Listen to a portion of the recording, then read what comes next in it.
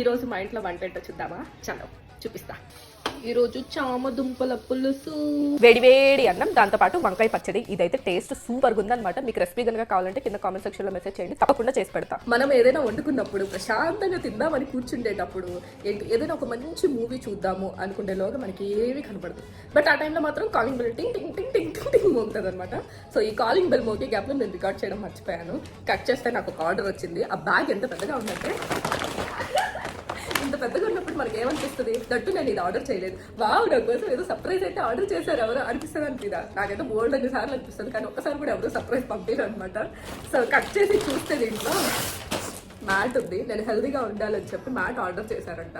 So friends ఉంటారు దుర్మార్గులు కొంతమంది, ఇలాంటివన్నీ పెడతారు కానీ మనకు కావాల్సిన మాత్రం ఒక్కడు కూడా పెట్టరు. వాట్ ఎవర్ హెల్దీగా ఉండాలన్న కాన్సెప్ట్ ఉంది చూడండి, అది నాకు బాగా నచ్చింది. ఇప్పుడు నాకు చాలా అవసరం.